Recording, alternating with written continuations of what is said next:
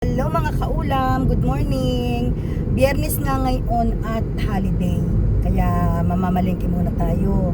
Dahil dadalhan ko ang mga inay ng isda. At ang dala naman ngayon ay puro labong. Tapos hindi ko pa nga naluluto yung laing. Sana magkaroon ako mamaya ng time maluto yung laing. Tapos nagising ako ng mata ko ay parang inchik.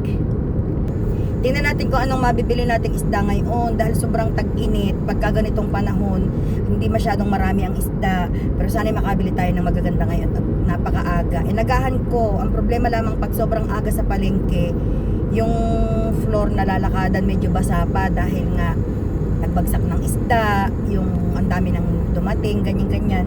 So ganitong oras, naglinis palaan sila ng floor. Kaya tingnan natin kung anong ating mabibili na sariwa ngayong araw na ito. Ayan, kagagaling na natin ng palengke mga kaulam at ito na ang ating mga nabili. Maraming isda. Kahit na tag-init ay napakarami ng isda. Grabe, nakabili ako ng pang sardinas na bangus. Ayan, ganito ang mga size ng pang sardinas na bangus na gusto ko dahil pa-orderan ko sa school. Dahil nung last na nagluto ako ng sardinas na bangus, gustong-gusto nila. So magpapa-order ako nito, humanda kayo dyan sa school. Bali 2 kilo ang bangus. Tapos nakabili ako ng 2 kilong dalagang bukid. 1 kilo dito sa amin dahil ito'y paborito ni Ibrahim. At 2 kilo doon sa kapatid ko. Dalagang bukid. Yeah. Pagbubukudin ko na. Actually, dadamihan ko yung sa kanila dahil dito naman sa amin ay kanila ang Ibrahim ang nakain ng isda. Ang mga bata ayaw. 2, 3, 4. Tama na sa amin ang 5 peraso. 3 sa kanya, 2 sa akin. Tapos ang marami ay doon na sa kanila. Lagyan natin sa ref. Ito baga mga kaulam. Ito yung masarap. Itong dalagang bukid na lapad. Masarap ito eh. Isasaing natin ito sa kalamyas na tuyo. Tapos dahil ito ay 700 grams, para mag-eksaktong 1 kilo, ay dinagdagan nila ng dalagang bukid din na bilog. 10 dirhams ari ibinigay sa akin. Yung kaninang 2 kilong dalagang bukid, 2 kilo yon 15. Tapos yung bangus ibinigay sa akin ng 2 kilo ay 25. Siyempre hindi ko pwedeng makalimutan ang paborito ng inay na espada. Alam niyo mga kaulam, ito talaga tuwing ng inay na rito, hindi pwedeng wala tayong espadang isda. Ayan.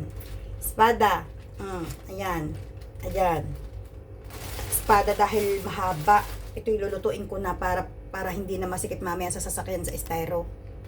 Isa pa sa paborito ng inay ay ang rumpe. Ang tawag dito sa amin ay rumpe o kaya tilos. Ang tawag naman dito sa Dubai ay barakuda. Yan.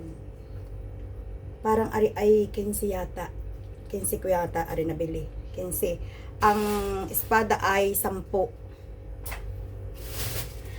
Tapos binilhin ko din sila ng hipon, 1 kilo. Babawas lang ako ng kaunti dito na panlagay sa gulay ni Ibrahim. Ang 1 kilong hipon ay nakuha ko ng 20. Ayan, 20. Gaganda ng hipon. 20.